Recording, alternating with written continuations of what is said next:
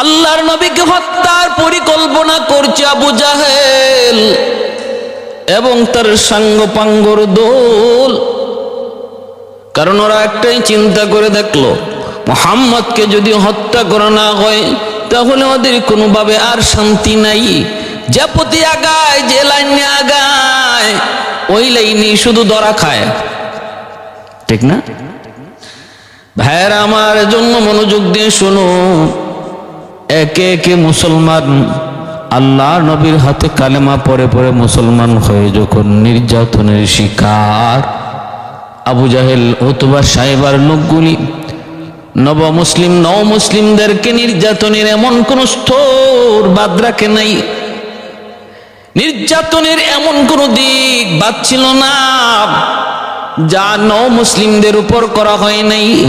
নতুন মুসলমানদের উপর নির্যাতনের স্টিম রোলার যখন চলতে লাগলো, মায়ার নবী, দয়ার নবী একে একে হিজরত করতে বললেন।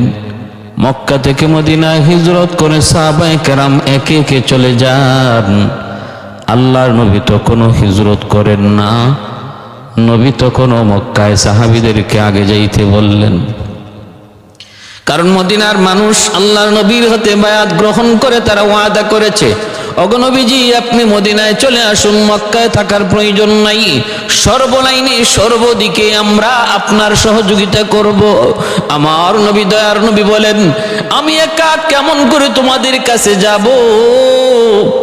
আমার অনেক সাহাবী রয়েছেন যারা নতুন মুসলমান হয়েছে, ওদেরকে আমি কি করব? কার হাতে রেখে যাব? কোথায় রেখে যাব? তাদের হালত কি হবে? অতএব আমি শুধু আমার একা ফিকির করতে পারি না, আমি শুধু আমার বাচ্চার ফিকির করতে পারি না, আমার উম্মতের খেয়াল, আমার সাহাবীদের খেয়াল আমার করতে হবে। মদিনার সাহাবীরা কয়, নবী গো আপনার সাহাবীদেরকেও আপনি মদিনায় নিয়ে আসুন, কোনো অসুবিধা নাই, আমরা একে অপরে ভাই ভাই, ঘর দিয়া সাহায্য করব, বাড়ি দিয়া সাহায্য করব, সর্বলাইনে তাদেরকে শরীক বানাবো। আপন ভাই যেইভাবে ভাইয়ের অংশীদার হয়, আমরাও তাদেরকে এইভাবে আমাদের অংশীদার বানায় নেব। কোনো অসুবিধা নাই, কোনো টেনশন নাই, কোনো ভয় নাই, আমরা ওয়াদা দিলাম কোনো ক্ষতি হবে না।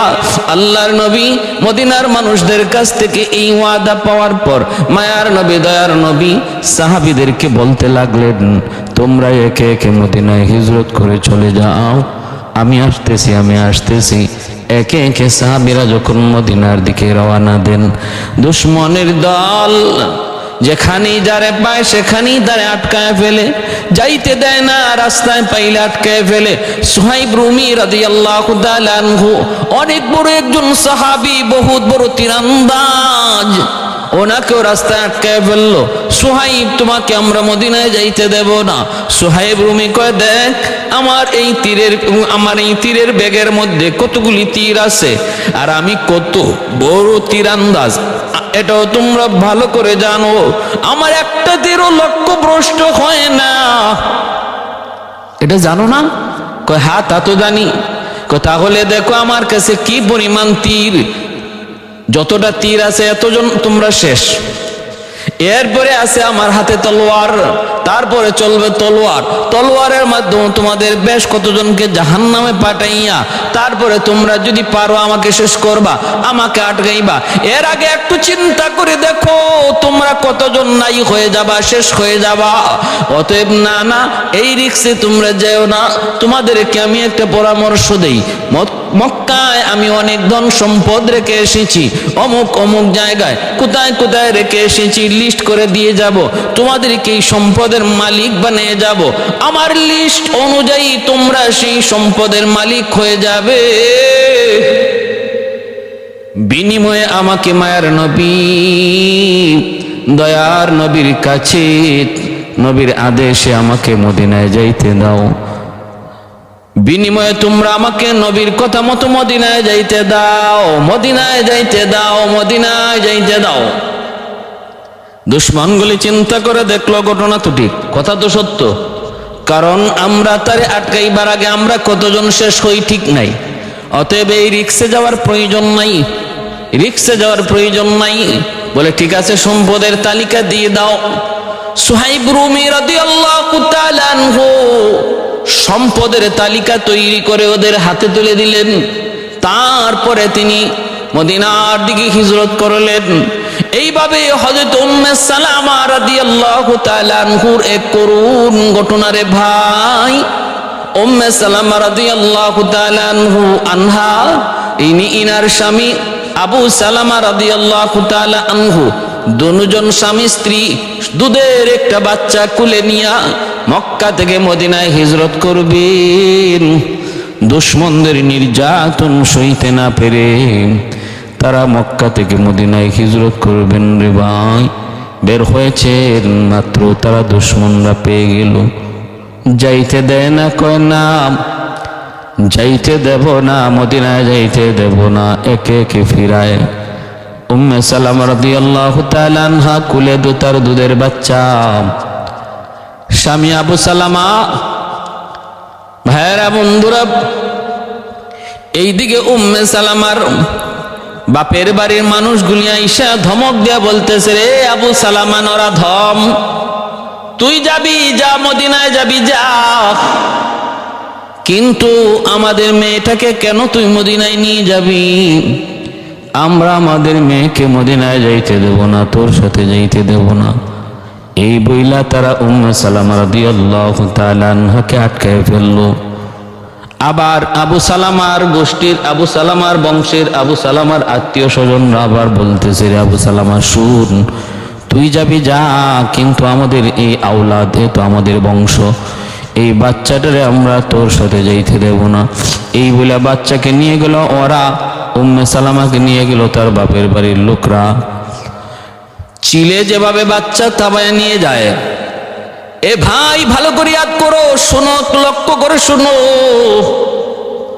একটা মুরগির বাচ্চাকে যেইভাবে চিল থাবা দিয়ে নিয়ে যায়, ছু মেরে নিয়ে যায়, এইভাবে যেন বাচ্চাটারে একদিকে আর স্ত্রীকে একদিকে এইভাবে ছু মেরে নিয়ে যাচ্ছে। আবু সালামা রাদিয়াল্লাহু তাআলা আনহুর চোখ থেকে পানি ঝরে কান্দেন, যেন একদম নির্বিকার হয়ে গেলেন। মানুষ যখন অতি সুখে, অধিক সুখে মানুষ পাথর হয়ে যায়, আবু সালামাও যেন পাথরের মতো হয়ে গেছেন, নড়েন না, চড়েন না, দিশেহারা। কি বলবেন, কি করবেন, কোনো জবাব নাই, কোনো আওয়াজ নাই। কি বলবেন, কি করবেন, কোনো আওয়াজ দিতে পারেন না, সমাধান পাইতেছেন না। বিবি একদিকে যায়, বাচ্চারা আরেক দিকে নিয়ে যায়।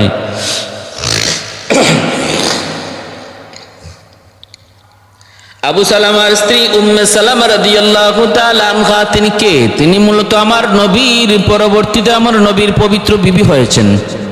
এই উম্মে সালামা রাদিয়াল্লাহু তাআলা আনহা আমার নবীর পবিত্র বিবিদের একজন। কখন? যখন আবু সালামা মারা যাওয়ার পর নবী তারে বিয়ে করেছিলেন। এই উম্মে সালামা রাদিয়াল্লাহু তাআলা আনহা চিৎকার করে কান্দেন, তোমরা আমার দুধের বাচ্চাটারে নিও না গো, আমার দুধের বাচ্চাটারে তোমরা আমার কাছ থেকে নিয়ে যেও না।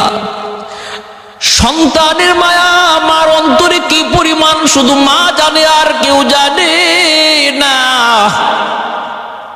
মা কান্দে আর বলতেছে, আমার দুধের বাচ্চাটা আমার কাছে দাও, নতুবা আমি বাঁচতে পারবো না, আমি বাঁচবো কাকে নিয়া? কিন্তু দুশমনের বিন্দু পরিমাণ মায়া লাগে না, দয়া লাগে না। উম্মে সালামা রাদিয়াল্লাহু তাআলা আনহাকে নিয়ে গেল তার বাপের বাড়ির লোকজন, নিয়ে বন্দি করে ফেললো, নিয়ে তারে বন্দি করে ফেললো, আটকায় ফেললো। আর এদিকে বাচ্চাদের নিয়ে গেল ওরা। ভাইরা বন্ধুরা, এদিকে স্বামী আবু সালামা রাদিয়াল্লাহু তাআলা আনহু তিনি চিন্তায় পড়লেন, সন্তানের মায়া বেশি নাকি ইসলামের মায়া বেশি, স্ত্রীর মায়া বেশি নাকি আমার নবীর আদেশ বড়? কোনটা বড়? কয় না না, ইসলামের মায়া বেশি, কোরআনের মায়া বেশি, ইমানের দরদ বেশি। সন্তান যাবে যাক, বিবি যায় যাক, তবু আমি দ্বীনের খাতিরে হিজরত করব। আবু সালামা রাদিয়াল্লাহু তাআলা আনহু তিনি হিজরত করে মদিনার দিকে চলে যাইতেছেন। বলুন তো, একজন বাবা, একজন স্বামী, তখন তার হালতটা কেমন কেউ জানে না, জানে শুধু ওই স্বামী যার হাত থেকে চু মেরে নিয়ে গেল তার স্ত্রীকে দুশমনের দল। সন্ত্রাসীদের দল, ডাকাতের দল, দুর্ধর্ষ ডাকাতের দল স্বামীর হাত থেকে স্ত্রীকে ছু মেরে নিয়ে গেল, বাবার হাত থেকে সন্তানকে ছু মেরে নিয়ে গেল, কিন্তু বাবা কিছুই করার ছিল না। মদিনা হিজরত করে চলে গেলেন। উম্মে সালামা রাদিয়াল্লাহু তাআলা আনহা বন্দি থাকার পর ওরা যখন একটু সুযোগ পাইতেন অনুনয় বিনয় করে ছুটতেন, সুইটে যেই জায়গাটাতে স্বামীকে হারাইছেন, সন্তান হারাইছেন, ওই জায়গাটাতে তিনি আইসা বিলাপ করতেন, কান্না করতেন, পাগলনির মতো হয়ে গেছেন উম্মে সালামা। যেই জায়গাটাতে স্বামী স্ত্রী সন্তান তিনজনের বিচ্ছেদ হয়েছিল, ওই জায়গাটাতে আইসা উম্মে সালামা চোখের পানি জড়ে ওজরে তিনি কাঁদতেন আর বলতেন, মালিক আমার দুধের সন্তানকে আমার কুলে ফিরায় দাও, মালিক আমার স্বামীর কাছে আমাদেরকে তুমি ফিরায় দাও। والذين جاهدوا فينا لنهدينهم سبلنا وإن الله لمع المحسنين। আল্লাহ বলেন, বান্দা আমাকে পাওয়ার জন্য তুমি যখন আপ্রাণ চেষ্টা করবা, চাইবা, তখন আমাকে পাওয়ার যতগুলি রাস্তা আছে সবগুলি রাস্তা আমি তোমার জন্য আসান করে দিব, সহজ করে দিব। ভাইয়েরা বন্ধুরা, এইভাবে চলছে বেশ কিছুদিন, প্রায় 1 বছর চলে গেল। তারপরে তার বাবার বাড়ির মানুষদের অন্তরে কিছুটা মায়া লাগলো, পরিবর্তন নাই। চেষ্টা করে ওরা ধর্ম পরিবর্তন করানোর। উম্মে সালামা কই, জীবন যাবে যাবে কিন্তু ধর্ম ছাড়বো না, ইসলাম ধর্ম ছাড়বো না, সত্য ধর্মের সন্ধান পেয়েছি। এতদিন পর্যন্ত অন্ধকারে ছিলাম, নবীর পরিচয় পাই নাই, নবীর পরিচয় পেয়েছি। জীবন যাবে যাবে, কোনো অসুবিধা নেই, কিন্তু ইসলাম ধর্ম ছাড়ব না। 1 বৎসর পর্যন্ত চললো। তারপরও যখন তার বিন্দু পরিমাণ তারা নড়াইতে পারে না, কথা থেকে সরাইতে পারে না, তখন তারা ছেড়ে দিল। আর সারা মাত্রই তিনি এক দৌড়ে যা ওই যে সালামা সন্তানের খোঁজে তার স্বামীর বাড়িতে যায়, সন্তানকে তাওয়া দিয়ে হাতে নিয়ে নিলেন। ওরাও তখন সন্তানরে দিয়ে দিল, বলল যে কোনোভাবেই তো সম্ভব হয় নাই। ভাবছিলাম সন্তানের মায়ায় হয়তো ইসলাম ধর্ম ত্যাগ করবে, কিন্তু না না, হয় নাই। মুসলমানকে সন্তানের ভয় দেখায় কোনো লাভ নাই, আগুনের ভয় দেখায় কোনো লাভ নাই। খাঁটি মুসলমান মনে করে, খাঁটি মুসলমান নারী মনে করে সন্তানের মায়া মহব্বত এর দুহাই দিয়া, এর ভয় দেখাইয়া আমাদেরকে ঈমান থেকে সরানো যাবে না। কারণ আমরা বিবি হাজেরার উত্তরসূরি। আগুনের ভয় দেখায় লাভ নাই, কারণ আমরা ইব্রাহিম খলিলুল্লাহর উত্তরসূরি। অতএব ঈমানের পরীক্ষা নিতে হলে ভয় দেখায় লাভ নাই। আমাদের পূর্বপুরুষরা আগুনের পরীক্ষাও দিয়েছে, সন্তানের পরীক্ষাও দিয়েছে, সর্বপরীক্ষায় আমাদের পূর্বপুরুষরা তারা পাশ করেছে, আমরা তাদের সেই উত্তরসূরি। অতএব আমাদেরকে সন্তানের ভয়, আগুনের ভয়, সেই ভয় দেখায় কোনো লাভ হবে না। উম্মে সালামা রাদিয়াল্লাহু তাআলা আনহা সন্তান কুলে নিয়ে তিনি একা একাই মদিনার উদ্দেশ্যে রওনা দিয়ে দিলেন। মদিনায় পৌঁছে গেলেন, পৌঁছে গিয়ে স্বামীর কাছে চলে গেলেন। ভাইয়েরা বন্ধুরা, আর কিছুদিন পর তার স্বামী মারা গেলেন।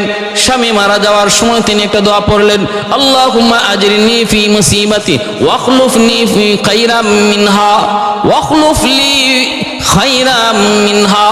আল্লাহ, আমাকে তুমি মুসিবত থেকে উদ্ধার করো। আর তোমার হাবিব বলেছে মুসিবতের সময় দোয়া করা, আল্লাহ মুসিবত থেকে উদ্ধার করো। আর এই মুসিবত, এই বিপদ, যেই বিপদে আমি যা হারাইছি এর চেয়ে উত্তম জিনিস আমাকে দান করো। বিপদে পড়ার কারণে যে ক্ষতি হয়েছে এর চেয়ে উত্তম জিনিস দান করো। এই দোয়া আল্লাহর নবী মানুষকে শিখানোর পর উম্মে সালামা রাদিয়াল্লাহু তাআলা আনহা এই দোয়া বেশি বেশি পড়তেছিলেন। আল্লাহ পাকের কুদরতি ফয়সালা, এমন স্বামী এই আবু সালামার পরিবর্তে আল্লাহ রহমতের নবীকে তার স্বামী বানায় দিছেন। সুবহানাল্লাহ। এজন্য ভাইয়েরা বন্ধুরা, মক্কার দুশমনগুলি যখন এইভাবে একে একে মানুষকে নির্যাতন করে করে আটকায়, আর যাদেরকে আটকাইতে পারে না তারা তো চলে যায়, মদিনায় চলে যায়। চলতে চলতে মদিনায় সবাই তো চলে গেলেন, হিজরত করলেন, রইলেন শুধু আমার নবী, রহমতের নবী, মায়ার নবী আর আলী, হযরত আলী রাদিয়াল্লাহু তাআলা আনহু আর আবু বকর সিদ্দিক রাদিয়াল্লাহু তাআলা আনহু। আবু বকর সিদ্দিক আর আলী আর মায়ার নবী, এই তিনজন ব্যতীত আর মক্কায় কেউ নাই, সবাই হিজরত করে চলে গেছেন। বাকি যারা নির্যাতনে, বাকি যারা বন্দী আছেন এদের কথা ভিন্ন। অনেক সাহাবী, অনেক নতুন মুসলমান বন্দী আছেন, তাদেরকে কারাগারে বন্দী করে রাখা হয়েছে, প্রতিনিয়ত নির্যাতন করা হচ্ছে।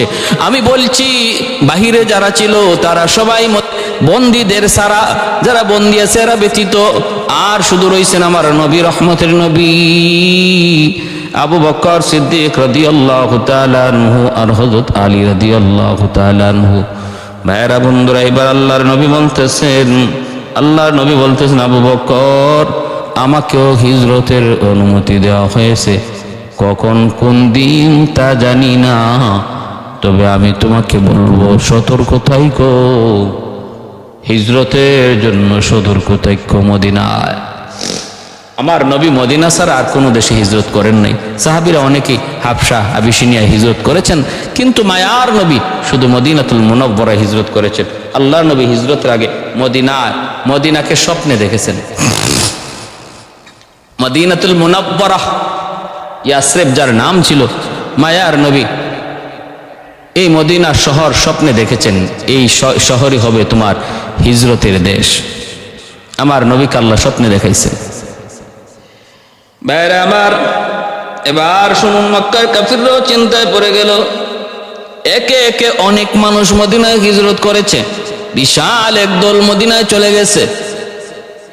এখন যদি মুহাম্মদও মদিনায় চলে যায়, আবু জাহেল কয় তাহলে মদিনায় ওদের শক্তি বেড়ে যাবে, মদিনার শক্তি বেড়ে যাবে, দিন দিন শক্তি বাড়তেই থাকবে। এরপর সম্মিলিতভাবে তারা একদিন আমাদের উপরে বদলা নিবে। অতএব না, যে কোনো মূল্যে মুহাম্মদকে মদিনায় যাওয়া থেকে আটকাইতে হবে। যারা মদিনায় গেছে যদি মুহাম্মদ তাদের সাথে মিলতে পারে তাহলে ওদের শক্তি বেড়ে যাবে, সাহস বেড়ে যাবে। যে কোনো মূল্যে মুহাম্মদকে হিজরত করা থেকে বাধা দাও, বিরত করো, আটকাও। এই সিদ্ধান্তে আবু জাহেল পৌঁছল। তাহলে কি করা লাগবে? জরুরি এক মিটিং ডাকলো দারুন নাদওয়া নামক পার্লামেন্টে। এটা ছিল কাফেরদের পার্লামেন্ট। আবু জাহেল জরুরি মিটিং ডাকলো, এজেন্ডা শুধু মুহাম্মদুর রাসূলুল্লাহ সাল্লাল্লাহু আলাইহি ওয়াসাল্লাম। তো ওই অবস্থায় মায়ার নবী, রহমতের নবী, ওনাকে এজেন্ডা নিয়ে আবু জাহেল সবাইকে যখন ডাকলো, ওই মিটিংয়ে শাইখে নজদ, কে শাইখে নজদ, বহুত বড় এক নজদের এক বৃদ্ধ, সে আয়েশা হাজির হয়ে বলতেছে, এক কাজ করো, আমি বহু দূর থেকে সংবাদ পেয়ে এসেছি, শুনেছি তোমরা মুহাম্মদের ব্যাপারে একটা সিদ্ধান্তে পৌঁছতে চাও। আমি একজন বয়স্ক মানুষ, অভিজ্ঞতা আমার অনেক বেশি। আমার পরামর্শ যদি তোমরা কাজে লও, আমার পরামর্শ যদি গ্রহণ করো, তাহলে তোমাদের বড় উপকারে আসবে। এই কথাটা ভেবে এসেছি। মূলত এ হইল শয়তানের সুরত ধরে, বৃদ্ধ মানুষের বেশ ধরে এই মিটিংয়ে উপস্থিত হয়েছে ইবলিস। আবু জাহেল কয় তাহলে ঠিক আছে, পরামর্শ, মিটিংয়ে আজকে সভাপতি তুমি নিজেই, মুরব্বী মানুষ যেহেতু, আপনার এই সভাপতি বানাইলাম, আর একজন একজন করে মতামত নাও, মুহাম্মদের ব্যাপারে কি ফয়সালা করা যায়। তার অনেক সাহাবী মদিনায় চলে গেছে, এই মুহূর্তে যদি মুহাম্মদ হিজরত করার সুযোগ পেয়ে যায় তাহলে তাদের সাহস বেড়ে যাবে। মদিনায় যারা আগে হিজরত করেছে ওদের অত্যধিক সাহস বেড়ে যাবে মুহাম্মদকে তারা পাইলে, তাই তারে মদিনায় যাইতে দেওয়া হবে না। তা কি করা যায় তার ব্যাপারে একজনে কয়, জাহাপনা আমার পরামর্শ হলো, পায়ে বেরি লাগাইয়া হাতের মধ্যে জিঞ্জির দিয়ে বাইধা তারে আমরা কারাগারে মাসকে মাস, বছরকে বছর ফালাই রাখি, তারপরে বাহির থেকে খানাপিনা বন্ধ রাখি, এক পর্যায়ে না খেয়ে সে নিজেই মারা যাবে, নাউজুবিল্লাহি মিন যালিক। প্রস্তাব দেয়, হাতে বেরি পায়ে বেরি লাগাইয়া আমার নবীকে, মায়ার নবীকে তারা কারাগারে ফালাইয়া রাখবে, আর আল্লাহ শুধু চেয়ে চেয়ে দেখবে না। শয়তান বলতেছে এটা কোনোভাবেই সম্ভব না। শিয়াবে আবি তালিবের মধ্যে তোমরা বারবার দেখেছো, এইভাবে কয়দিন তুমি বন্দি করে রাখবা, কয়দিন রাখবা? একটা দিন তার আত্মীয় স্বজনরাই তোমাদের কাছ থেকে জোর করে ছাড়াই নিয়ে যাবে, কারণ আত্মীয় স্বজনের মহব্বত কিছুদিন পরেই সেটা অন্তরে দানা বাঁধতে লাগবে। শিয়াবে আবি তালিবে যেমন হয়েছে এমনই হবে, অতএব না না এটা গ্রহণযোগ্য নয়। আরেকজনে কয়, জাহাপনা আমার একটা প্রস্তাব হলো, তারে পাগলা উটের পিঠে বাইন্দা আমরা সাইরা দেই, দেশ থেকে দেশান্তর হয়ে যাক। পাগলা উট তারা কোত্থেকে নিয়ে যে কোথায় নিয়ে যাবে আমাদের জানার প্রয়োজন নাই। আমরা তার রেহাই থেকে বাঁচতে চাই, রেহাই থেকে বাঁচতে চাই। যে কোনো দেশে তারে নিয়ে যাক, কোনো অসুবিধা তো নাই। শাইখে নওয়াজ ইবলিস বেশের ওই বৃদ্ধ তখন বলতেছে, না এই প্রস্তাব মানা যাবে না, কারণ হলো সে যে দেশেই যাবে ওই দেশেই যায় তার লোক তৈরি করবে, কারণ তার চরিত্র আখলাক বড় ভালো, তার ব্যবহার তার কথা বড় সুন্দর, যেখানেই যাবে সেখানেই যায় তার লোক তৈরি হয়ে যাবে। তারপর তোমরা যে দেশ থেকে বিতাড়িত করেছো এর 100 বদলা নিবে, 100 বদলা। আবু জাহেল কয়, বুঝছি জাহাপনা, আপনি নিজেই কর, কি করা যায় পরামর্শ আপনি দেন। ইবলিস কয়, তখন আমার পরামর্শ হলো মুহাম্মদকে হত্যা করা হোক, কতল করা হোক। বলে কেমনে? কয়, একজনের দ্বারা নয়, মুহাম্মদকে যদি একজন কতল করতে যায় তাহলে বনু হাশিম, বনু মুত্তালিব তারা তাকে কোনোভাবেই ছাড়বে না, যে কোনোভাবেই তারা আটকাবে, বদলা নিবে। অতএব না না, একজন কাউকে এই দায়িত্ব দেওয়া যাবে না, সব গোত্র থেকে গোত্র প্রধান সবাইকে ডাকো, প্রত্যেক গোত্রের প্রধানরাই হত্যাকাণ্ডের মধ্যে থাকবে। এইভাবে 100টা গোত্র থেকে 100 জন গোত্র প্রধান লইয়া আমরা তখন আক্রমণ করব। মুহাম্মদের যেই ঘরে মুহাম্মদ ঘুমায় ওই ঘরে আক্রমণ করব।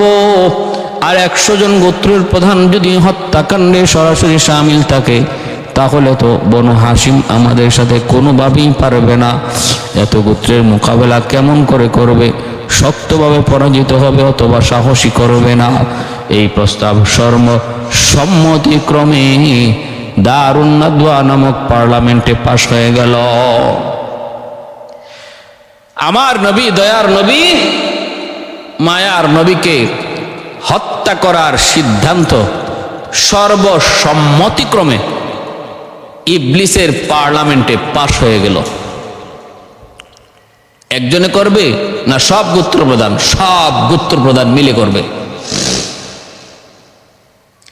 আজ রাত আমরা মুহাম্মদের গড় চতুর্দিক দিকে ঘেরাও করব, চতুর্দিক দিয়ে ঘেরাও করব। তারপরে ঘুমন্ত অবস্থায় হত্যা করে, আমাদের আইনে যেহেতু নিষেধ, আমরা ঘুমন্ত অবস্থায় হত্যা করব না। সকালবেলা মুহাম্মদ ঘুম থেকে যখনই উঠবে তখনই আমরা তারা হত্যা করব। এইদিকে আল্লাহর নবী, রহমতের নবী, মায়ার নবীকে আল্লাহ পাক জানায় দিলেন, বন্ধু আমার আর মক্কায় থাকা যাবে না, আজ রাতে মদিনার দিকে হিজরত করতে হবে, শেষ রাতের দিকে মদিনার দিকে হিজরত করতে হবে। আল্লাহর নবী, রহমতের নবী, আল্লাহর নবী, রহমতের নবী আজ থেকে 4 মাস আগে আবু বকর সিদ্দিককে তিনি ইশারা দিয়েছিলেন, আবু বকর হিজরতের জন্য তুমি প্রস্তুত থাকো। আল্লাহর নবী ওই রাত্রে তিনি অনুমতি পেয়ে গেলেন হিজরত করার। মায়ার নবী, দয়ার নবী তিনি হিজরত করার অনুমতি পেয়ে গেলেন। কিন্তু নবী কেমনে হিজরত করবেন? কেমন করে নবী চলে যাবেন? কারণ মক্কার কাফেররা আমার নবীকে যদিও নবী মানত না, কিন্তু নবী যে আমানতদার এই কথাটি কি তারা মানত। মায়ার নবী, দয়ার নবীকে বিচারক মানত না, কিন্তু আমার নবী যে আমানতদার তাটি কি মানত। আমার নবী রসুল এই কথা মানত না, কিন্তু নবী যে আমানতদার এই কথা মানত। আমার নবী তিনি নবী কথা মানত না, কিন্তু সত্যবাদী কথাটি কি মানত। আজকে আমাদের সমাজে এমন চিত্র আসেনি না নাই? অভাব নাই। কি চিত্র! কয়েকজন আলেমকে সমাজে একজন ইমাম সাহেব তারে সমাজের মিটিংয়ে ডাকার প্রয়োজন নাই। সামাজিক মিটিংয়ে হুজুরে কি বুঝবে? না না, হুজুরকে ডাকার প্রয়োজন নাই। কিন্তু যদি বলা হয় এই টাকাগুলা কই রাখা হবে, মসজিদের টাকা কার কাছে রাখবো? কয় হুজুরের কাছে রাখো, হুজুর বড় আমানতদার। এই কথা ঠিকই বলে। আজকে আমাদের সমাজেও ভাইরা বন্ধুরা চিন্তাধারা সেই চিন্তাধারা ছিল নবী যুগে আবু জাহেলদের, যারা আজকে সমাজের মধ্যে উলামায়ে কেরামকে নেতৃত্বে আসতে দেয় না। যারা সমাজের দায়িত্বের মধ্যে একজন আলেম আসলে পরে নাক ছিটকায়, হুজুররা আবার এগুলাতে আসলো কেন? মেম্বারি করা কি হুজুরের সাথে, চেয়ারম্যানই করা কি হুজুরের সাথে, এমপি হওয়া কি হুজুরের কাম? এই কথা যারা বলে এটা আবু জাহেলের কথা, আবু জাহেলের কথা। এটা উতবা সাহেবের কথা, মক্কার কাফেরদের কথা। মুহাম্মদ আমাদের নেতা হবে কেন? যদি নেতা হয়ে যায় হক কথা বলে ফেলবে, সত্য কথা বলে ফেলবে, গোশত খাবে না, যা সহিতা বলে ফেলবে, আমাদের সমস্যা বেঁধে যাবে, আমাদের সমস্যা বেঁধে যাবে। তাহলে না না, একটা জিনিস সমাজের সমাজের অসুবিধাটা লাগাই রাখা যাবে না। কারণ সমাজের কোনো অসুবিধা, কোনো মারামারি যদি লাগায় রাখানো যায়, বাজায় রাখা যায়, তাহলেই তো ফায়দা, লিডারদের ফায়দা, ঠিক না? মাসের পর মাস বিচারে ডেটটা পড়লেই কিছু জামানত রাখো, এই জামানতের টাকাও কিছুদিন পরে এর কোনো হদিসই পাওয়া যায় না। আসেনি না নাই? ভাইরা বন্ধুরা, এজন্য মনে রাখবা, খেয়াল করে শুনুন আল্লাহর গোলাম, মক্কার আবু জাহেলের দল, ওরা নবীকে নবী মানত না, কিন্তু আমার নবীকে আল আমিন, নবী আল আমিন বিশ্বস্ত, একথা ঠিকই মানত। এজন্য মক্কার কাফিরদের অনেক আমানত আমার নবীর হাতে সেটা জমা ছিল, জমা। আল্লাহ নবী লিখে সবগুলি আমানত নিজের কাছে রেখে দিতেন, বিন্দু পরিমাণও খেয়ানত হতো না। কাফের, যেই কাফের আমার নবীকে নবী মানে না, সেই কাফেরও তার মাল নবীর কাছে আমানত রেখে যায়। আমার রহমতের নবী, মায়ার নবী, যেই দিন তিনি হিজরত করার আদেশ পেয়ে গেলেন, যেই রাত্রে নবী বলতেছেন, মালিক আমি তো হিজরত করব, কিন্তু আমানত, কাফেরদের আমানত আল্লাহ বলে সেটা সমঝাইয়া দেওয়ার ব্যবস্থা করো। আল্লাহ নবী আলী রাদিয়াল্লাহু তাআলা আনহুকে ডাক দেয়া বলেন, আলী রে, ও আলী, আজ রাত আমি হিজরত করব মদিনার দিকে, কিন্তু আমি যাব আমানতগুলি কার কাছে বুঝাইয়া যাব? ওদের অনেকগুলি আমানত আমার কাছে রয়েছে। আলী, আমি তোমাকে আমানতদার বানায়া যাইতে চাই, তোমার কাছে বুঝাইয়া যাইতে চাই, আর তুমি আমার পক্ষ হয়ে তাদের আমানতগুলি ফিরাইয়া তারপরে তুমি মদিনায় হিজরত করবা। আলী রাদিয়াল্লাহু তাআলা আনহু কয়, নবী গো, কোনো চিন্তা নাই, আপনি দিয়ে দেন। আল্লাহর নবী বলেন, আলী একটু চিন্তা করে দেখো, একটু ভেবে দেখো, প্রস্তাবটা বড় সাংঘাতিক, সিরিয়াস, অত্যন্ত সেন্সিটিভ, বিপদ, কঠিন বিপজ্জনক। আলী একটু চিন্তা করে দেখো। ওরা কিন্তু আমার চাদরের নিচে তুমি যখন ঘুমায় পড়বা, ওরা তোমাকে মুহাম্মদ মনে করে হত্যা করে ফেলতে পারে। যদি আইন ভঙ্গ করে ঘুমন্ত অবস্থায় কাউকে হত্যা করা, এটা আন্তর্জাতিক আইনে অপরাধ, দণ্ডনীয় অপরাধ।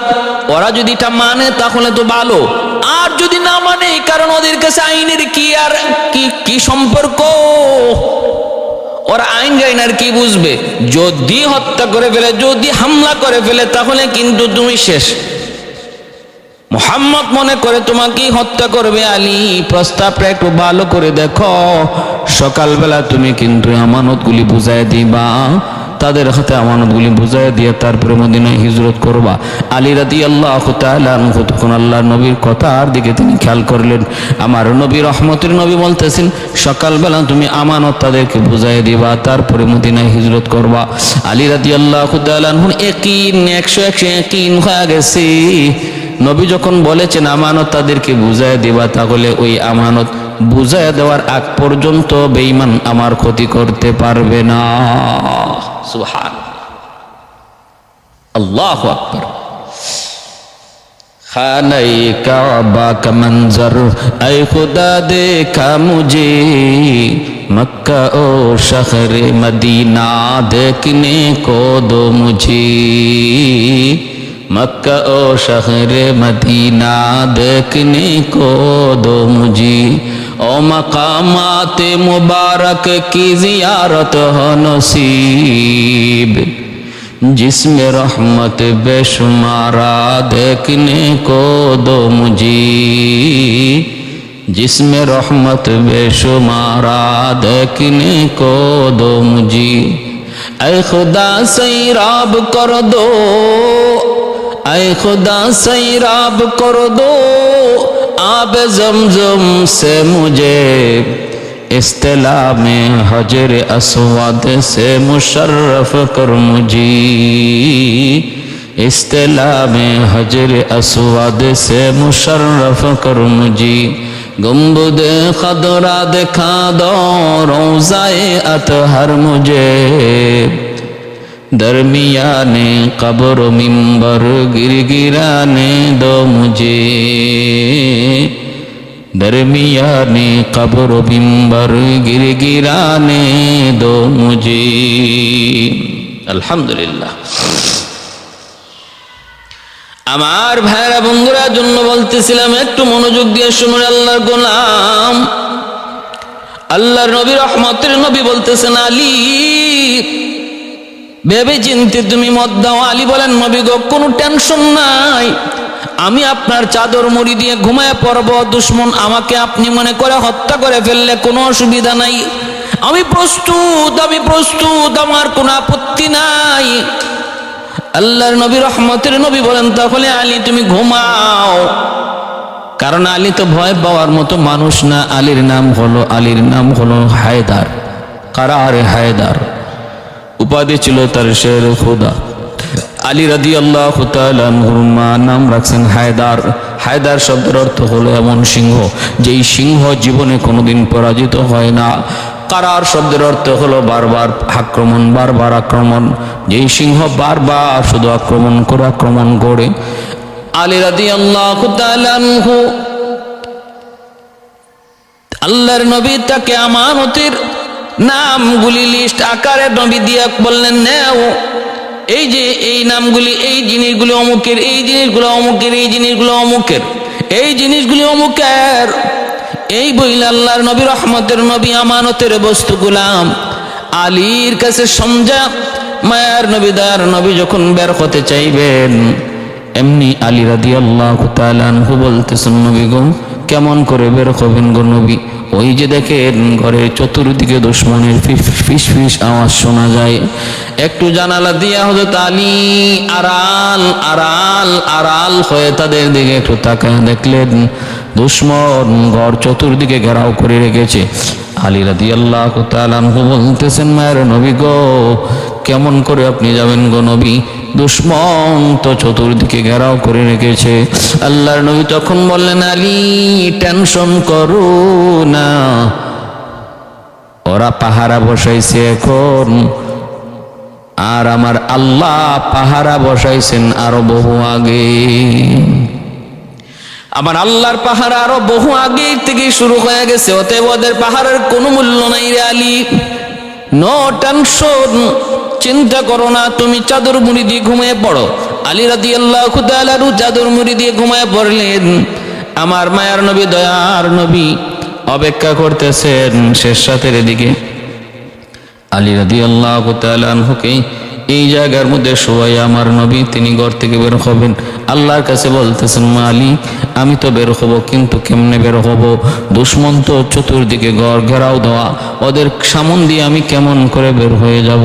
আল্লাহ পাক রব্বুল আলামিন তখন বলতেছেন, মুহাম্মদ বন্ধু আমার, এক মুষ্টি বালি হাতে নিবা, এই বালিটা তুমি ওদের চোখের দিকে মারবা, আমার কোরআনের আয়াত পইরা, তারপরে যা করবার আমি আল্লাহ করব, চোখগুলো অন্ধ বানায় দিব, পাশ দিয়ে তুমি চলে যাইবা, কোনো অসুবিধা হবে না। আল্লাহর নবী বললেন, মালিক ধুলাবালিগুলি সামনের দিকে মারব, সামনের দুশমন অন্ধকার দেখবে, ডান দিকের দুশমনের কি হবে, বামের দুশমনের কি হবে, পিছনের দুশ্মনের হালত কি হবে? আল্লাহ বলতেছেন, বন্ধু আমার, তুমি মনে করতেছো এই ধুলাবালিটা মারবা তুমি তোমার হাত দিয়া? না বন্ধু না, বাহ্যিকভাবে তোমার হাত, ভিতরে থাকবে আমি আল্লাহর হাত। বাহ্যিকভাবে তোমার হাত, ভিতরে থাকবে আমি আল্লাহর হাত। হাকিকি হবে তোমার হাত, বাতিনি হবে আমি আল্লাহর হাত। অতএব আমার হাত যেখানে পড়বে, এই হাতের দ্বারা আমি আল্লাহর কুদরতের কারিশমা শুরু হয়ে যাবে। মারবা তুমি সামন দিকে, আর চোখ সব অন্ধ বানায় দিব চতুর্দিকের দুশ্মনের, সকল দুশ্মনের চোখ অন্ধ বানায় দেব আমি আল্লাহ। আল্লাহর নবী, রহমতের নবী, এক মুষ্টি মাটি হাতে নিয়ে তিনি পবিত্র কোরআনুল কারীমের সূরা ইয়াসিন তিলাওয়াত করেন। ইয়াসিন ওয়াল কুরআনিল হাকীম ইন্নাকা লামিনাল মুরসালিন আলা সিরাতিম মুস্তাকিম তানজিলাল আজিজির রহিম লিতুনজিরা কওমান মা উনজিরা আবাউহুম ফাহুম গাফিলুন লাকাদ হাক্কাল কওলু আলা আকসারিহিম ফাহুম লা ইউমিনুন ইন্না জাআলনা ফি আ'নাকিহিম আগলালান ফাহিয়া ইলাল আযকান فهم مقمحون وجعلنا من بين أيديهم سدا ومن خلفهم سدا فأغشيناهم فهم لا يبصرون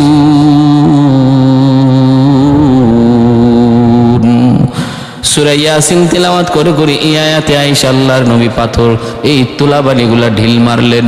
ফাহুম লা ইউবসিরুন, এমত অবস্থায় তারা দেখতে পাবে না।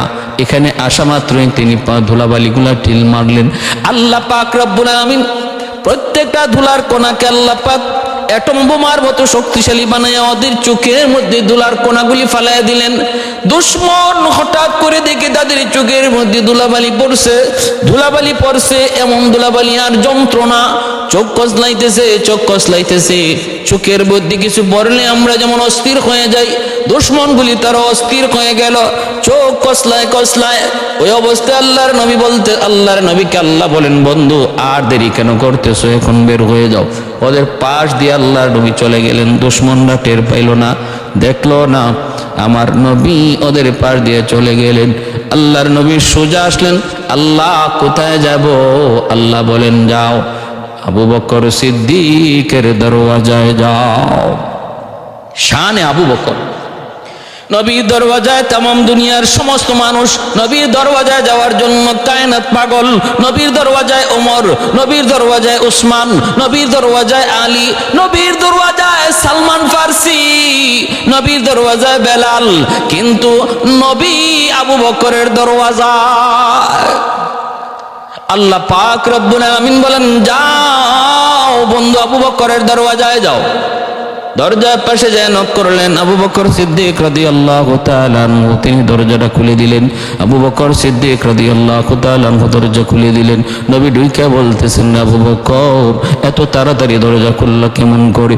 আবু বকর সিদ্দিক কয়, নবী গো, আজ থেকে 4 মাস আগে আপনি ইশারা দিয়েছিলেন, আবু বকর সতর্ক থাইকো, যে কোনো মুহূর্তে হিজরত করা লাগতে পারে। নবী গো, ওই দিন থেকে আজ পর্যন্ত কোনো রাত আমি আবু বকর বিছানায় পিঠ লাগাই না, কান খাড়া করে আমি তাকায় থাকি, অধীর অপেক্ষায় থাকি আমার নবী কখন জানি আমাকে আয়েশা ডাক দেন। ভাইরা বন্ধুরা, আল্লাহর নবী রহমতের নবী বলেন, আবু বকর তাড়াতাড়ি বের হও। সিদ্দিক আকবর আল্লাহর নবীকে নিয়ে বের হয়ে গেলেন।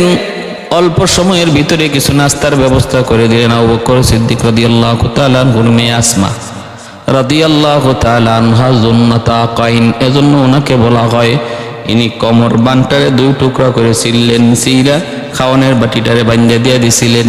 ভাইরা, এই অবস্থায় হযরত আম্মাজান আয়েশা সিদ্দিকা রাদিয়াল্লাহু তাআলা আনহার সাথে মায়ার নবীর বিবাহ হয়ে গেছে, কিন্তু ছোট্ট এখনো উঠায় দেওয়া হয় নাই। আল্লাহর নবী রহমতের নবীকে নিয়ে আবু বকর সিদ্দিক রাদিয়াল্লাহু তাআলা আনহু সূর্য ওঠার আগে ফজরের আগে তারা আবার দুজন ঘর থেকে বের হয়ে গেলেন, গারে সুরের দিকে যাইতেছেন। আবু বকর সিদ্দিক বলতেছেন, গোলামকে, যেই গোলামকে তিনি আজাদ করেছিলেন, আমরা নবীকে নিয়ে গারে সুরের দিকে যাচ্ছি, তুমি প্রতিদিন আমরা চলে যাওয়া মাত্রই তুমি আমার ভেড়াগুলির ওই রাস্তার মধ্যে রাখবা, ভেড়াগুলির ওই পথ দিয়ে তুমি চালাইবা, যেন আমার পায়ের কোনো চিহ্ন না থাকে, পায়ের কোনো চিহ্ন না থাকে। আর সারাদিন রাখবা, রাতের বেলা তুমি আমাদেরকে একটু দুধ পান করাইবা, বেড়ার দুধ খাওয়াই আসবা। আর সন্তান আব্দুল্লাহকে বলে গেলেন, আবু বকর সিদ্দিক বাবা শুন, দিনের বেলা তুমি মক্কার হালত শুনবা, কাফেররা কি কয় না কয়, ওদের পরিস্থিতি কি, রাতের বেলা তুমি আমাকে খবর দিবা, আমি আর আল্লাহর নবী গারে সরে থাকবো। এই কথা বইলা আবু বকর সিদ্দিক রাদিয়াল্লাহু তাআলা আনহু তিনি ঘর থেকে বের হয়েছেন। ভাইরা বন্ধুরা, আমার নবী রহমতের নবী, তখন নবীজি এরকম আঙ্গুলে পা দিয়া দিয়া নবী হাঁটতেছেন। আবু বকর সিদ্দিক বলেন, নবী গো এভাবে কষ্ট করে কেন হাঁটেন? আল্লাহর নবী বলেন, আবু বকর ওরা পায়ের চিহ্ন দেখে বুঝে ফেলবে এটা মুহাম্মদের পায়ের চিহ্ন, ওরা বুঝে ফেলবে আমরা কোন দিকে যাচ্ছি, এজন্য আমি পাটা উকি দিয়ে হাঁটতেছি। আল্লাহর নবী এই কঙ্কর মরুভূমির মধ্যে পাথরের কণার মধ্যে নবী এইভাবে কষ্ট করে করে হাঁটতেছেন। হাইটা যখন গারে সুরের কাছে চলে গেলেন, ওইখানে যাওয়া মাত্র উপরে উঠবেন। আমার নবীর পায়ে কত কষ্ট। আবু বকর সিদ্দিক বলতেছেন, নবী গো যেইভাবে আপনি হাঁটতেছেন, যদি কোনো পাথরের কণা আপনার কোনো ধারালো পাথর পড়ে তাহলে পাটা কেটে যাবে গো নবী। আর আপনার পা থেকে যদি এক ফোঁটা রক্ত জমিনে পড়ে, জমিন সেটা বরদাস্ত করবে না। অতএব নবী গো আপনি আমার পিঠে উঠে যান, আর জমিনে পা দিতে হবে না, আপনি একটা বাহনে উঠেন। আল্লাহর নবী বলতেছেন, আবু বকর বাহন বাবা কোথায়? আমি আর তুমি, এখানে তো আর কিছুই নেই, বাহন বাবা তুমি কোথায়? সিদ্দিক বলে, নবী গো বাহন বুঝি আপনি পান না। আমি আবু বকর আপনার জন্য বাহন হয়ে গেলাম, আপনি আমার পিঠে উঠুন। আল্লাহর নবীকে আবু বকর সিদ্দিক নিজের পিঠে উঠায় তিনি পাহাড়ের উপরে উঠতেছেন। নবীকে পিছনে উঠাইলেন আবু বকর সিদ্দিক। এইদিকে নবীকে নিজের পিঠে উঠে আবু বকর উম্মতের মধ্যে সবার আগে চলে গেলেন। এইদিকে হলো কি, ফজরের সময় দুশ্মনগুলি ঘর ঘেরাও করা, ভিতরে ঢুকছে, মারবে। ঘুম থেকে জাগায়া দেখে আলী, হঠাৎ করে দেখে আলী, কয় কিরে আলী কি খবর, তুমি কোথায়? মুহাম্মদ কোথায়? হযরত আলী রাদিয়াল্লাহু তাআলা আনহু বলেন, আমার আল্লাহ জানেন, আমি জানি না। আমার আল্লাহ জানেন। তাড়াতাড়ি কও, কেউ তারে আটকাও ফেলছে, বেঁধেও ফেলছে। আবার আরেকজনে কইতেছে, এখানে সময় নষ্ট করে লাভ নাই। ইবলিসে কয়, তোদের চোখের সামনে দিয়ে গেছে, তাড়াতাড়ি তালাশ কর, এখানে সময় নষ্ট করে লাভ নাই। দৌড়ে আবু বকরের বাড়ি যাও, কারণ আবু বকর ছাড়া মুহাম্মদ কোথাও যায় নাই। হিজরত করতে হলে আবু বকরকে সঙ্গে নিবে। দৌড়ে আবু জাহেল আমার নবীর সাহাবী আবু বকর সিদ্দিক রাদিয়াল্লাহু তাআলা আনহুর বাড়িতে আসলো।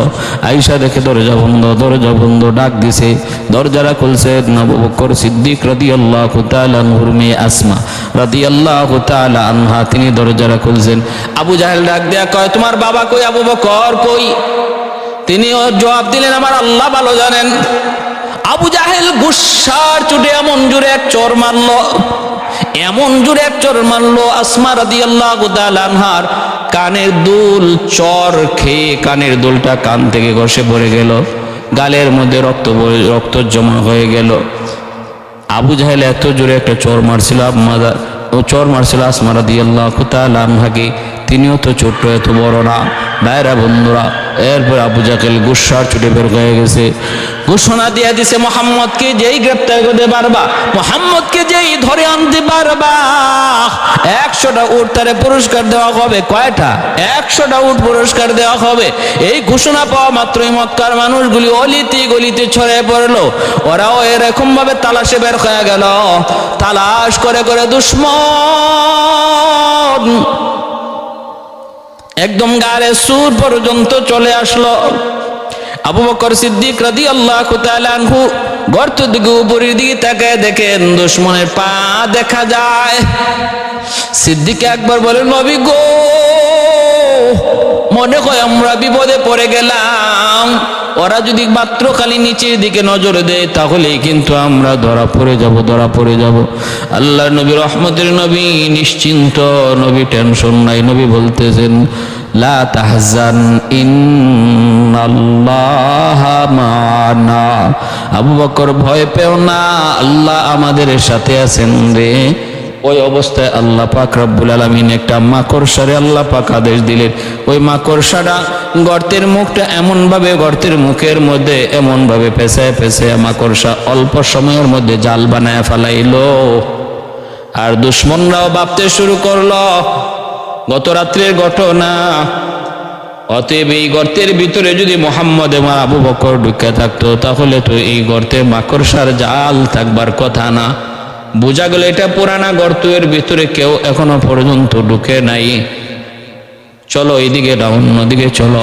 এই বইলা দুশ্মনরা এখান থেকে অন্য দিকে চলে গেল। আল্লাহ পাক রব্বুল আলামিন দুশ্মনকে পরাজিত করলেন একটা দুর্বল প্রাণী মাকড়সার জালের দ্বারা। দুর্ধর্ষ এক বাহিনী পরাজিত হলো দুর্বল এক প্রাণী মাকড়সার জালের কাছে। এটাই আল্লাহ পাকের কুদরত। আল্লাহ পাক রব্বুল আলামিন কয় বান্দা তুই খুব নিজেরে বড় শক্তিশালী মনে করো, খুব বাহাদুর মনে করো। আরে তোর মতো বাহাদুর খতম করার জন্য আমি আল্লাহর রহমতের ফেরেশতা পাঠাইতে হয় না, স্পেশাল বাহিনী পাঠাইতে হয় না।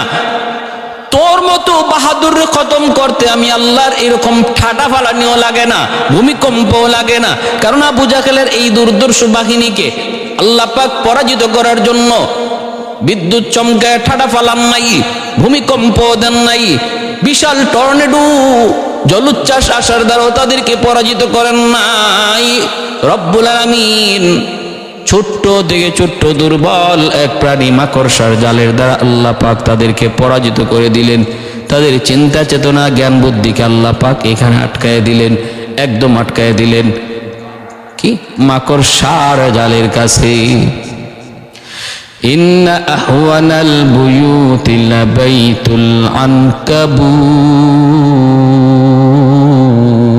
পবিত্র কোরআনের মধ্যে আল্লাহ পাক রব্বুল আলামিন একটা সূরা নাজিল করেছেন, যেই সূরার নাম হলো সূরাতুল আনকাবুত। মাকড়সার জাল, মাকড়সার নামে একটা সূরা আছে। এই সূরার মধ্যে আল্লাহ বলেন দুনিয়ার যত দুর্বল ঘর আছে এর মধ্যে সবচেয়ে দুর্বল ঘর হলো মাকড়সার ঘর। এর দ্বারা আল্লাহ পরাজিত করলেন।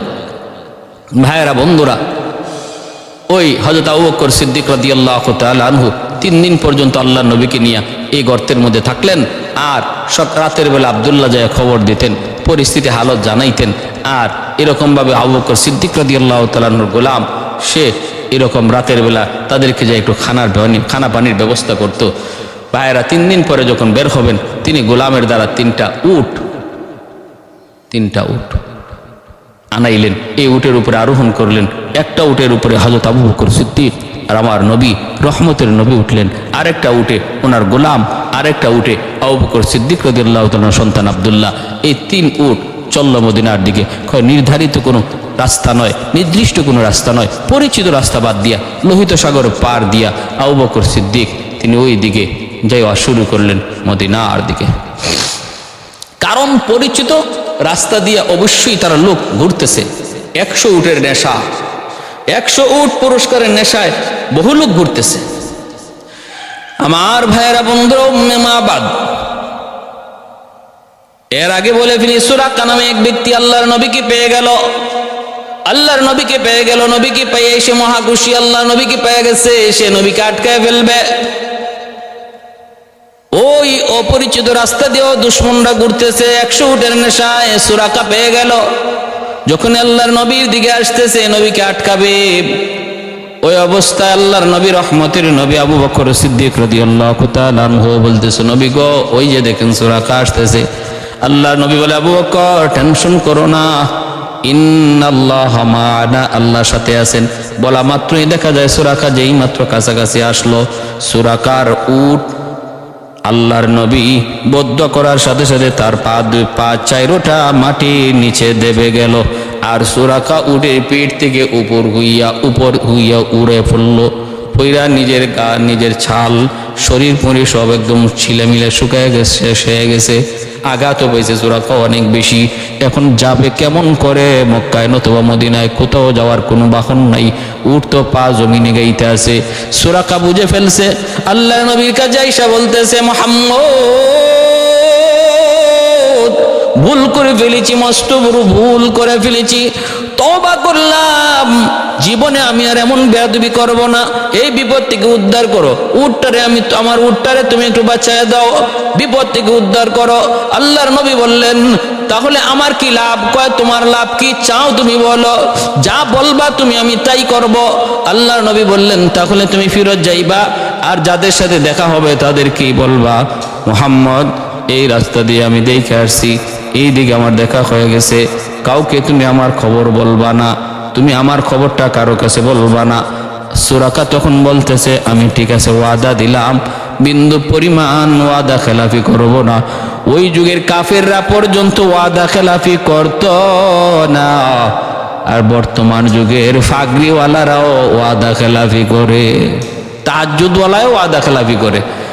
মেম্বার চেয়ারম্যানের কথা বাদ দিলাম, মেম্বার চেয়ারম্যানের ওয়াদা কি জিনিস এটা তো বুঝেই না, এটা বুঝেই না।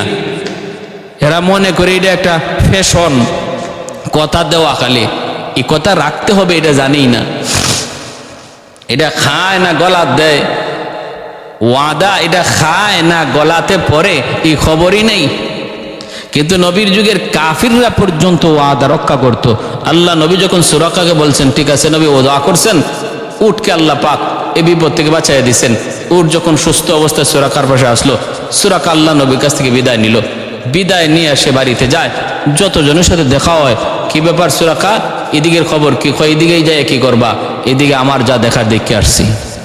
কথা কিন্তু সত্য, এই কথা বলে না যে এদিকে মোহাম্মদ নাই, সে বলতেছে এইদিকে যায় কি করবা, যা দেখবার আমি দেখে আসছি। কাফেররা তখন মনে করো তাহলে এইদিকে মোহাম্মদ থাকলে তো সুরাকাই পাইতো, সুরাকা যখন পায় নাই তাহলে এইদিকে মোহাম্মদ নাই, সবাই এদিক থেকে ফিরত চলে গেল।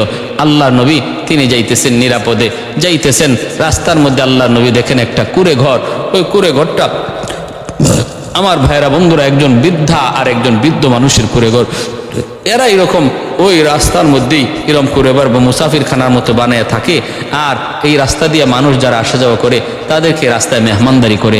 আগেকার যুগে এটা বহুত বড় একটা বদ নেক অভ্যাস, বহুত বড় একটা সোয়াবের কাজ তারা মনে করত। যদিও অমুসলিম, তারপরও তারা এটা জানতো মেহমানের কদর করা এটা অমুসলিমদের মধ্যেও এই প্রথা চালু ছিল, তারা এটাকে বিশাল পুণ্যের কাজ মনে করত। তো আল্লাহর নবী বললেন, আবু বকর ওই ঘরটাতে একটু ঢুকো না, দেখি খাওয়ার কিছু আছে কিনা। আল্লাহ নবী ঢুকে দেখেন একজন বৃদ্ধা মহিলা। আবু বকর সিদ্দিক ডাক দিলেন, চাচি, চাচা কই? কয় তোমার চাচা কই? তোমার চাচা ভেড়াগুলি নিয়ে চলে গেছে পাহাড়ে, আর একজন মানুষের সন্ধানে আজকে 3 দিন ধরে কোনো খবর নাই, আয়ও না যায়ও না।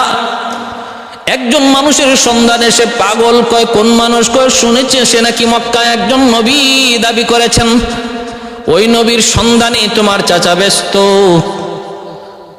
আল্লাহর নবী রহমতের নবী আজকে তার ঘরে, অথচ এই বৃদ্ধ চাচার কোনো খবর নাই, তিনি তো নবীর সন্ধানে ঘুরতেছেন। আল্লাহর নবী এইবার তার ঘরে মহিলাকে আবু বকর সিদ্দিক রাদিয়াল্লাহু তাআলা আনহু বলতেছেন, চাচি তোমার ঘরে কিছু খাবার টাবার আসেনি, বকরির কিছু দুধ টুধ ব্যবস্থা করা যাইবনি? চাচি কয়, বাবা যেগুলা দুধের এগুলা সব চলে গেছে পাহাড়ে, ঘরের মধ্যে দেখো ওই যে বাঁধা আছে একটা জীর্ণ শীর্ণ একটা ছোট্ট বাচ্চা,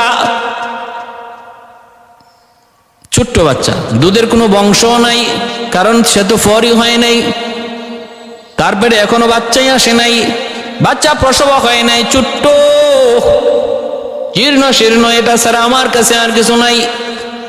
আল্লাহ নবীর সাহাবী আবু বকর সিদ্দিক রাদিয়াল্লাহু তাআলা আনহু বলেন, চাচি ওই ছোট্ট এই বাচ্চাটাও তুমি আমার কাছে একটু দিবা কিনা, দেখি তার কাছ থেকে দুধ বের করা যায় কিনা। মহিলা চোখ বড় বড় করে চায়, কয় বাবা যুবক তুমি নতুন পাগল না পুরান পাগল, এটা আগে আমারে কও। মাথার তার তো ঠিক আসেনি। আবু বকর বলেন, কেন চাচি? বলে এই সাগির থেকে, এই ছোট বাচ্চাটা থেকে তুমি দুধ বের করবা বলতেছো? মাথা ঠিক আছে তোমার? আবু বকর সিদ্দিক বলেন, আমাদের মুরব্বী যিনি আমার সাথে আছেন তিনি বলছেন ইনশাআল্লাহ হবে, আপনি শুধু অনুমতি দেন। দিলাম অনুমতি, দেখো একটু চেষ্টা করে পারো কিনা। আবু বকর বলেন, চাচি দুধ লই, মুখের মধ্যে কোনো পাত্র আসেনি, পাত্র।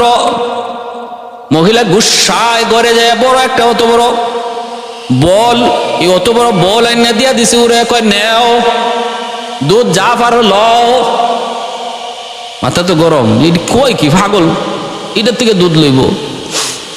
আবু বকর সিদ্দিক রাদিয়াল্লাহু তাআলা আনহু তিনি যাইতেছেন, আল্লাহর নবীও যাইতেছেন। ওই রকম ছাগলের বাচ্চারা যখন মায়ার নবীর চেহারার দিকে তাকাইছে, তখন তো রশি থেকে ছোটার জন্য ছাগলের বাচ্চাটা ছটফট ছটফট শুরু করেছে। হায়ওয়ান, মানুষ নবীকে চিনে না, কিন্তু হায়ওয়ান আমার নবীকে ঠিকই চিনে, ঠিক না? হায়ওয়ানরা আমার নবীকে ঠিকই চিনত।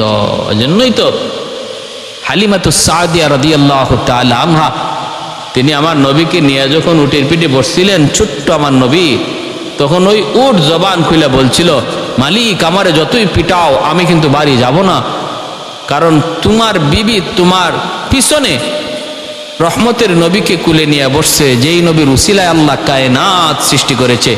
ওই নবী যদি তোমার পিছনে বসে আর তুমি সামনে বসো, বেয়াদবি হয়। আমার রহমতের নবীর আগে বসাও, তুমি পিছনে যাও, আমাকে মারতে হবে না, দ্রুত দৌড়াইতে থাকবো। আল্লাহর হুকুমে উটের জবান খুইলা উট এইভাবে যখন বলতে লাগলো, তখন হালিমা সাদিয়ার স্বামী পিছনে গেলেন, নবীকে সামনে বসাইলেন, আর মারতে হলো না, উট দ্রুত বেগে দৌড়াইতেছিল। এরকমভাবে হাইওয়ানাত যত আছে আমার নবীকে দেখলেই চিনত। ছোট্ট ছাগলের বাচ্চারা নবীকে দেখে চিনে ফেলছে, আর দুইটা ট্যাং এরকম সগাইয়া দিছে। নবী সাথে সাথে যে দুধের পাত্রটা নিচে ঢুকাইয়া রহমতের নবী রহমতের হাত লাগায় যখন টান দিছেন, মনে হচ্ছে যেন ফারাক্কার বাঁধ ভেঙে গেছে, ফারাক্কার বাঁধ ভেঙে গেছে, এমন ভাবে দুধ দোহন করতে লাগলেন, গড়গড় গড়গড় করে। অল্প সময়ের ভিতরেই পাত্র, দুধের পাত্র ভরে গেল। আল্লাহর নবী রহমতের নবী বলতেছেন, আবু বকর চাচিকে যে আগে দুধ দাও, তারপরে বলো আর কোনো পাত্র আছে কিনা। আরো কিছু পাত্র ছিল, যেই পাত্রের মধ্যে পানি জমানো ছিল, এই পানির পাত্রে পানি সরাই দিল, আর চাচির চোখগুলা বড় বড় হয়ে গেল। অবাক নয়নে শুধু আমার নবীর চেহারার দিকে তাকায় রইল। মনে মনে ভাবতেছিল, হায় হায় আমার স্বামী কার সন্ধানে তিনি ঘুরতেছেন গো। তিনি যেই নবীর সন্ধানে ঘুরতেছেন, মনে হয় ইনি সেই নবী। মহিলার মনের ভিতরে টেনশন। যেই পাত্রের মধ্যে পানি ভরা ছিল, সেই পানিটাও ফালাইয়া পাত্রগুলা খালি করে নবীর হাতে দেওয়া হলো, আর আল্লাহ নবী সবগুলি পাত্র দুধে ভরপুর করে দিলেন। এরপরে মায়ার নবী রহমতের নবী তিনি চলে যাইবেন। আল্লাহ নবী চলে যাইবেন, চলে যাইতেছেন, নবী চলে যাইতেছেন, এটা আমার নবীর আখলাক। নবী কিন্তু আগে খান নাই, নবী আগে খাওয়াইছেন, বাড়ির মালিককে আগে খাওয়াইছেন। ভাইরা বন্ধুরা, এজন্য যার জিনিস তারা আগে দাও, তারা আগে দাও। কিন্তু আমাদের সমাজে তো জনগণের সম্পদ, আয় টিন, আয় গম, আয় চাউল, এরা তারা পায় না, তারা পাওয়ার আগেই সেটা বিলি হয়ে যায়, চুরি হয়ে যায়।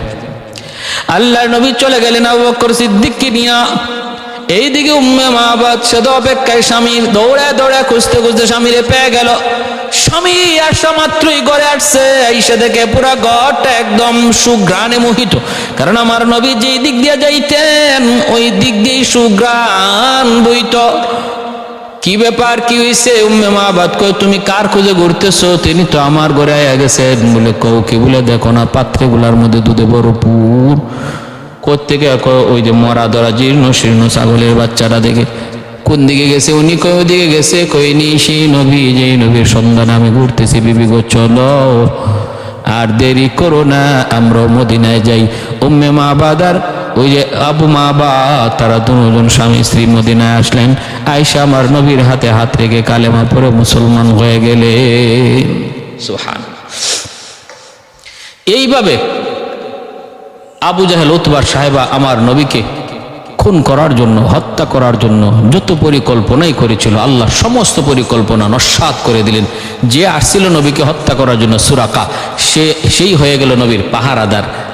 যে আসছিল খুনি হওয়ার জন্য আল্লাহ তারে বানায় দিয়েছেন পাহারাদার। সে এখন যায় আর কয় ইবা যাইও না, এদিকে যাইও না, আমি এদিকে যা দেখার দেখে আসছি। প্যারে হাজিরিন, এজন্য ওয়ামাকারু ওয়ামাকারাল্লাহ ওয়াল্লাহু খায়রুল মাকিরিন। আল্লাহ বলেন ওরাও ষড়যন্ত্র করে, আমি আল্লাহও করি। আমি তাদের সাথে কৌশল করি, কৌশল, আর আমার কৌশল অনেক উত্তম, আমার কৌশল অনেক উত্তম। পারে নাই আমার নবীর কোনো ক্ষতি করতে পারে নাই। নবীজি নিশ্চিন্ত মনে সুস্থ শরীরে মদিনায় প্রবেশ করলেন। মদিনার ছোট ছোট বাচ্চাগুলি কদিন যাবৎ ওই মদিনার পাহাড়ে উঠে